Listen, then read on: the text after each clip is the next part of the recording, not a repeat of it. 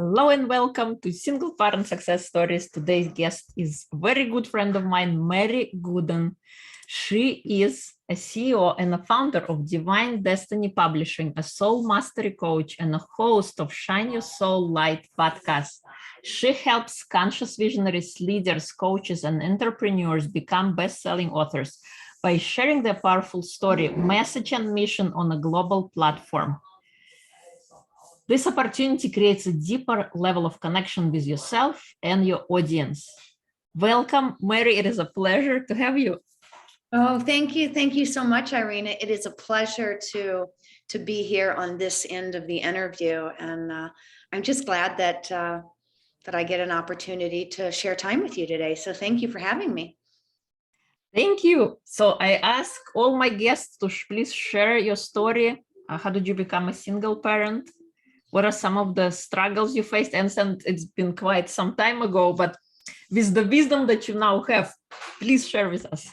Oh gosh, and so it is, and so it be. In my lifetime of getting married really young, at an early age of 17, I really just flew. I hit the ground running, and I wasn't pregnant. That's one thing I've written in the many stories that I've written about this part of my life. It was quite some time ago, I guess. Gosh, I'm 45 now, so I have to just take it back. I guess 28 years ago. And of course, I was in love with a genuine and amazing person. I'll say my husband is still an amazing person. It was an amazing experience. We spent 25 years of our life entangled and intertwined together on that part of the journey. And it was 10 years before we decided to have children. And one of the reasons why I didn't feel that I was ever ready is I was really working on me. And I was really selfish by a term of what we would call selfish in this day and age. But I consider that to be a selfless place. I really wanted to feel as though I was conscious of who I was before I started bringing other lives into the world. And that this early marriage that we had created, I think he was 19 and I was 17, was going to be substantial, that it was going to go somewhere before I, again, just started aimlessly bringing in life, which hindsight is 2020, because, we're not ever aimlessly bringing in life. We came here to co-create, not only from the place of birthing other humans, but from a place of serving the souls of our lives and our businesses, and co-creating with other entrepreneurs and other business partners and other people. So co-creation is a big part of who we are. But I waited because I just wanted to make sure that there was some kind of anchor. And the two things that I never read about in my life were divorce and cesarean section.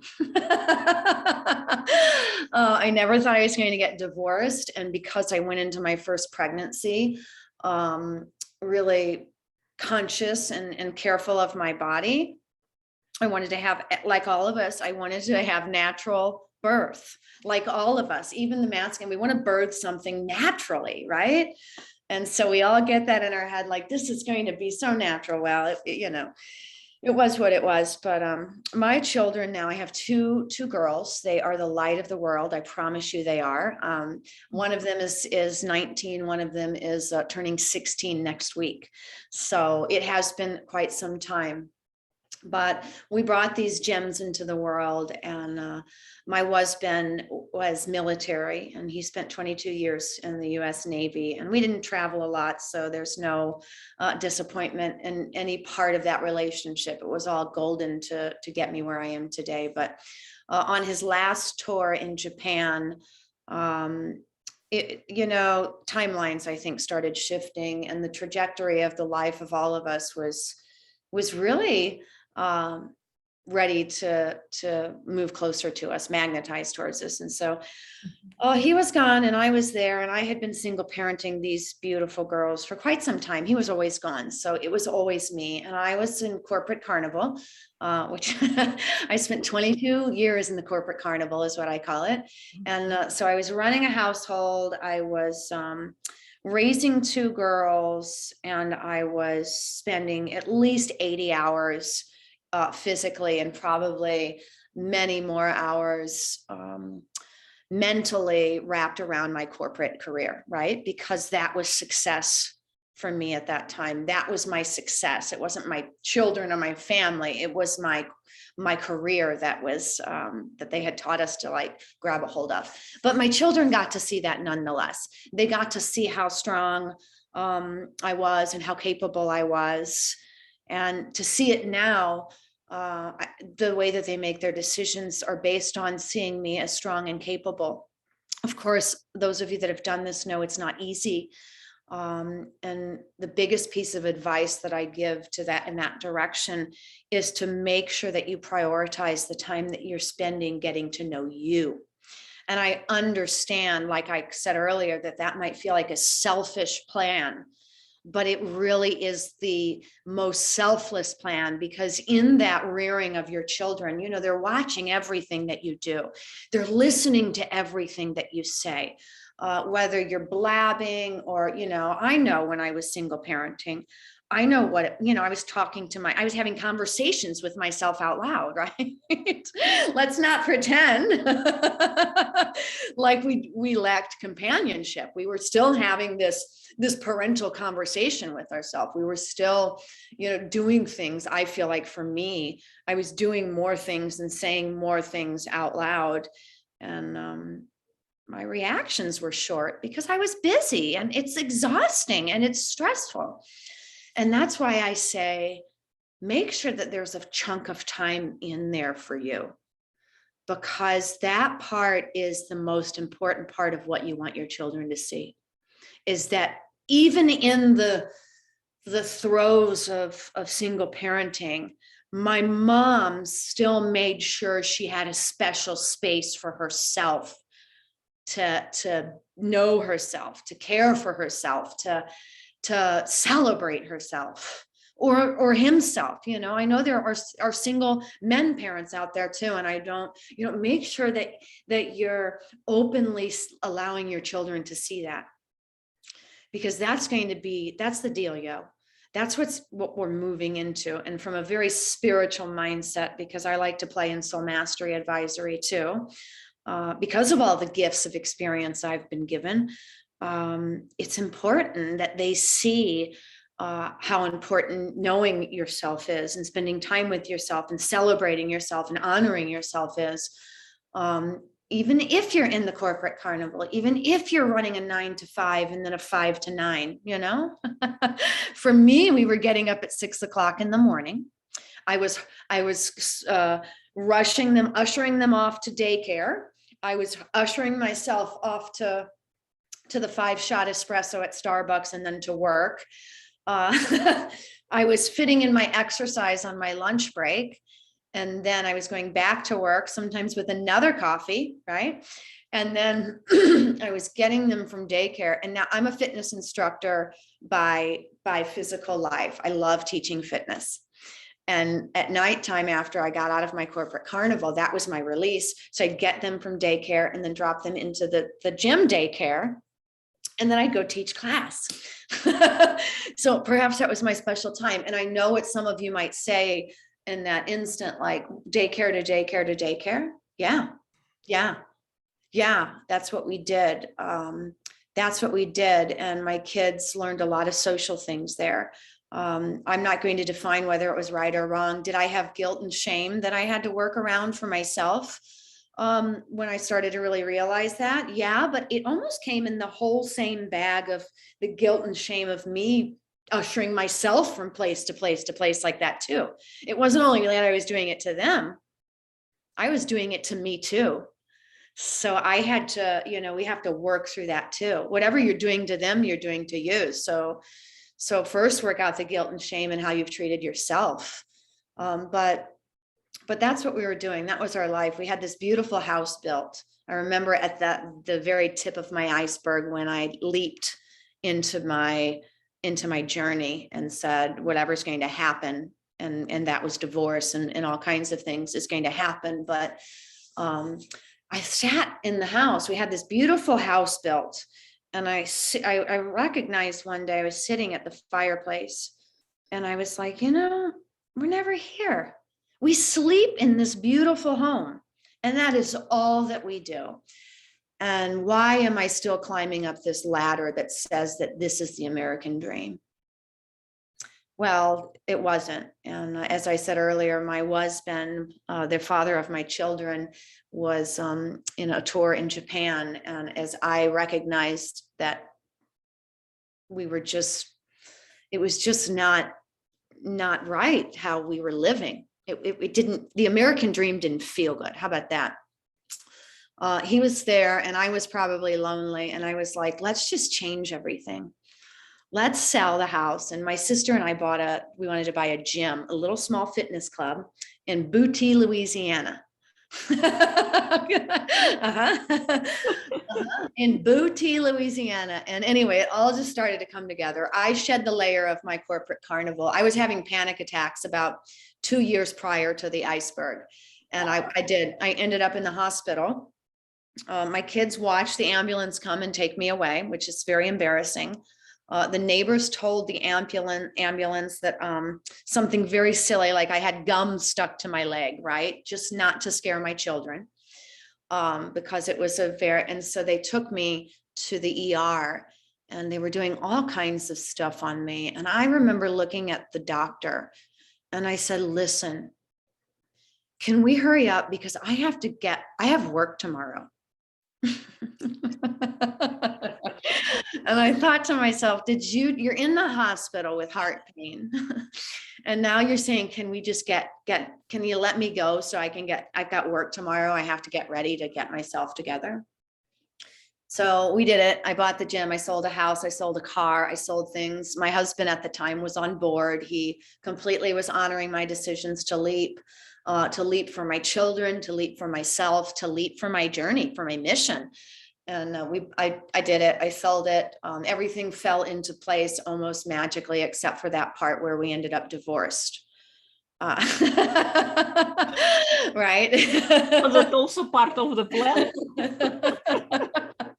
But in retrospect, really, it's very magical. My life is nothing short of miracle after miracle after miracle. But it's not easy. And to pretend that it's easy to be, even people that are living together and married, still oftentimes one parent will feel like a single parent. One parent will take the responsibility of molding the children and just hoping and begging and praying that they're doing a good job. And what I add to that is, or what the advice that I give to that, and I'm going to say it again, and I said it earlier, is be the example of what you wish for your children to live. And if right now your life is filled with stress and chaos after, stress and chaos, open your eyes to it and see where you can't fit something in that feels soft and gentle. If that's the way that you wish to see, however you wish to see your children take a stand in a leadership role in the world for themselves. We're not even talking about business leadership, just a leadership role as being the example of what we've all prayed for at one time or another, right? Peace on earth. Simply you be the example of that. And I promise you, these children will see it. And they will mimic it. And you will stand in awe with your jaw dropped, even through all the experiences that perhaps you went through during that single parenting plea, because what they've programmed us and how most of the time it feels like, especially if you're in a divorce situation, that part of the experience can be traumatic for as long as you hold on to the traumatic experience of that separation. And your children will also hold on to it for as long as you hold on to it. So remember that if you can let go and understand that when we perhaps find ourselves in this single parenting place, or perhaps we never even had the other partner around, that this is part of the journey. And the easiest way to keep walking through the journey is just know that it is something that you're capable of, and it is a gift to you. It is a gift oftentimes that your parents, that you've been gifted the experience to be the one parent, the one role model for these children, if there's multiples, that they didn't need to. They only needed one. They only needed you. And instead of wearing that as a scarlet letter, put it on as a badge of honor, that you are that miraculous, that your source, God, divine, mission, journey, example, creation, piece of the world was that you got to manage and create and lead the child or the children as a solo, because you were capable, because you're strong enough. So wear it as a badge. Yeah, you make it so, it is so true. It's so luxurious, isn't it? Yes. Yeah. Sometimes it is difficult to recognize that or to realize that, because you're just moving along and you're hoping you're doing the best you can, and only time will tell what. I remember thinking one day, Irina, about my emotions and how I was handling the custody battle, right? Because I had those stupid things too. I had those gifts of experience too. And I was thinking one day during it, and I thought, I don't have to, it doesn't have to, it only feels bad because I've been programmed to believe by the TV shows and the soap operas and whatever, that people have created this to be a negative. It was a condition. It's not always a negative thing to move through the journey and not and ascend higher than someone else and go to the next part of your journey. It's not a bad thing, because that's really all it is we're done here. We've created what we came here to create. And now I'm going to go this way and create beyond, and you're going to go this way and create beyond. And that's really the truth. But what I believed is divorce. If you end up divorced, something's wrong with you.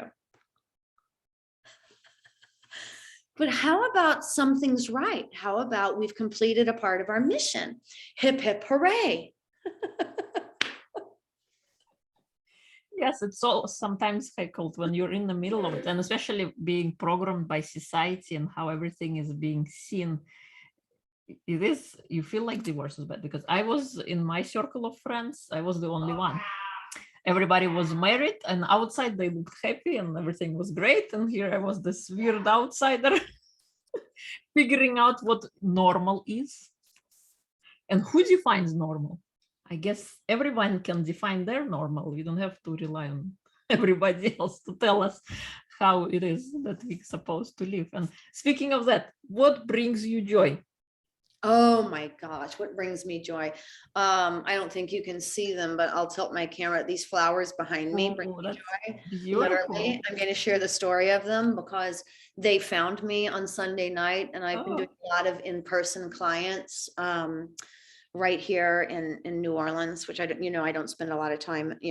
I share my time between two cities. That brings me joy too. I get to spend time in New Orleans, and I get to spend time in Sedona, Arizona. But these flowers that found me, these roses delight my heart. So what's bringing me joy is walking into my healing room today and seeing these beautiful flowers that have been a gift to me, right? Because it's not ever the other way around. The flowers found me. They caught my eye. They magnetized towards me. What else brings me joy? Sharing my stories, sharing my life, sharing my journey, in hopes to help someone else, or just inspire someone else to see life differently, to like you say, and what you hold space for somebody else to reclaim their life from a different place of positivity. What else brings me joy today? I told Irina before we got on the call, the interview, I love fitness. I love moving. I love moving my body and being the example to others and teaching it to others, like getting them to move their body. So there's lots of things I could go on and on, but what presently is, sharing space and just connecting through stories and building relationships with people, like you said, that define normal as something different. Yeah, I love it. I love you, Joy, and how the flowers found you. That's something, it's amazing. Every client I've brought into, it's so silly because some people don't have that that much awareness. Okay, you know that. And I bring them in and I'm in mid talk and the flowers catch my eye and I stop whatever I'm telling. This has happened 4 times since I've had these flowers. And I'm like, look at these roses that found us. They're for you too. And it's like the roses captivate the conversation all of a sudden. But they do, the very present moment is where the joy lives. Right. What makes your heart sing? Oh gosh, I feel like storytelling makes my heart sing, but the other thing is sound healing, sound vibration healing. If anybody's ever gone into a crystal bowl sound bath or something, listening to sound in nature, in frequency. Crystal sounds are so beautiful, but I guess being quiet on the inside and just listening to the frequencies around us. Right. I'm gonna try that. I haven't tried it yet. I heard a lot about it.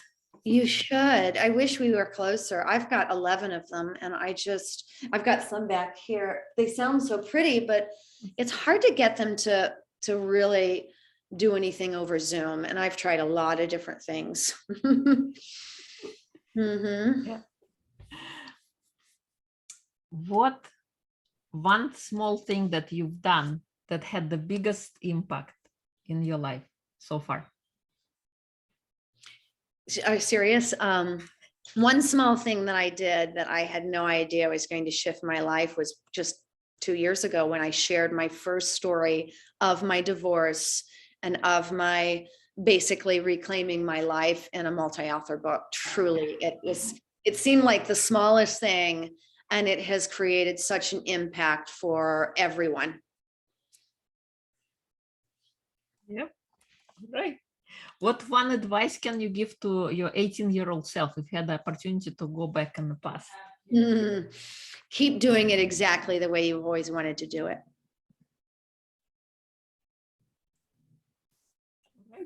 I know. Keep doing it. I always did it the way I wanted to do it. And it just, sometimes when you grab a hold of a good thing, you just have to run with it. And it was never about being normal, Irina, that's for sure. What do you think is the most important trait to instill in a child? Love. Yes.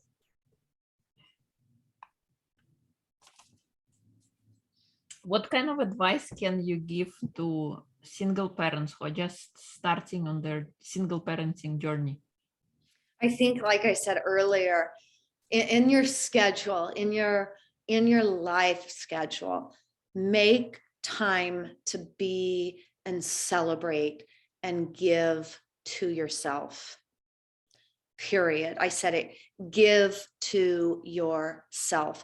Create a ritual, 30 minutes a week. And I've got a really fun thing that I offer my clients when I take them on retreat. An idea of that, because let's face it, we're the last ones to receive anything, right? When we're single parenting, is get a fishbowl or a vase or something really pretty and put the things that you love in there, little pieces of paper, like getting my nails done or going for a massage or just things that you like, or sitting 30 minutes or watching the sunrise. And once a week, pick out of that fishbowl and go do that. I think that's a great advice. It takes thinking out of it. You already have something ready to go. Just pull it out and go do it. Yes. And there it is. You don't have to go through the whole hemming and hawing of thinking about it, but give to yourself often. I buy myself flowers every single week. Yes, I have a husband. I don't live with him on a full-time basis. But every single week I give something to myself. I celebrate myself. And that is genuinely, again, for yourself and for the example that you're setting for your children, that, you know what, being a single parent is not a bad deal. And don't make your children believe that it is. Mhm. Yes, I love that. I love that, celebrating yourself and giving something, because we all often put ourselves last, not just single moms in general, but women in general. We feed others first, we take care of others, and then we forget about ourselves. So I think it's important. And I love that simple suggestion of just putting stuff in a bowl. What are some of your practices that you, how do you like to start your morning? So my morning starts with daily practice, daily ritual. I've been finding that in the time that I'm kind of rolling and tossing and turning and waking up, some of my mantras and affirmations are already moving through. One of the big ones is I connect to my source, but I hear it more and more over the last 6 or 8 months. Just as I'm waking up, I'm already waking up to show me the way today. What is mine to share? Now I have given myself all of me to the mission, and the mission takes precedence over everything that I do. In fact, when I met my current husband 5 years ago, it was the first thing I told him. I have surrendered and I have given myself to my mission, and it comes first. And so I'm married, so that was cool. It worked, but not that I was trying to work anything, but I have a daily practice, and it requires prayer and connection. I'm a Reiki master, and so I also work with the Reiki energy, and I just connect. I anchor in my light. That's how I call it in my business, because I share this ceremonial piece of aligning and anchoring to your light every single morning. It takes me about 7.5 minutes. There are a lot of affirmations. I call a lot of angels and guides in. I'm on my knees. I have a prayer closet here, actually, in New Orleans. I've had one in New Orleans since I've lived here. One of the closets in my house always becomes a prayer closet. And then in Sedona, I'm in a condo. It's a little smaller, but I have an altar. And every single morning, I connect with my higher self and my higher consciousness. And as I would say it in such a humorous way, I wouldn't leave home without it, because in fact, it would be like leaving home without putting pants on. And why would you want to do that? So I think it's valuable, even if you take 60 seconds and close your eyes and just even see a diamond white light moving through your body. That could be a huge change to your life. And my mantra that I currently am working with, there's a lot of mantras and affirmations, but as I present myself into the world, I am a fountain of joy and prosperity, and I create abundant opportunities for others. So I remind myself every morning of who I am and what I came here to do. I love it. I love it. I think it's important to have your morning ritual, whatever it is for you, whatever works for you. And so important to start your day on the right note. And then, we get to choose that. People are always like, well, I don't have time. Well, you're choosing that. You choose everything. Everything is your choice. Whether you decide to teeter-totter and argue about it in your head for hours, it's still your choice. Yeah. Still your choice. What do you want to be remembered by? Oh, love, just unconditional love. If I'm leaving a legacy in the world, it is one of unconditional love, compassion, and grace. That is the frequency that I leave behind. I love it. Is there anything I haven't asked that you would like to share? I think you did so good with the questions, and I just want to reiterate how important it is to make time and space for yourself. And I understand the heaviest part of our programming would really, really, really make us believe otherwise. There's not really one thing that you can look at external that's going to give you permission to do that. So don't look for that permission externally. Look for that permission internally. Internally, I give myself permission to know who I am and spend time being who I am, or discovering, or just with me, without the children, without the work, without the phone, without anything. Just giving yourself at least 30 minutes. I want to say a day, but I get it. At least 30 minutes a week to just be. Set a timer. And in the beginning, don't get all riled up because work thoughts come through and child thoughts come through. Just sit there for 30 minutes without having to take action. And I promise, you make a regular part of that, you will feel the difference in your body, and you will understand why it's so important to give yourself time and space. I think it is so true.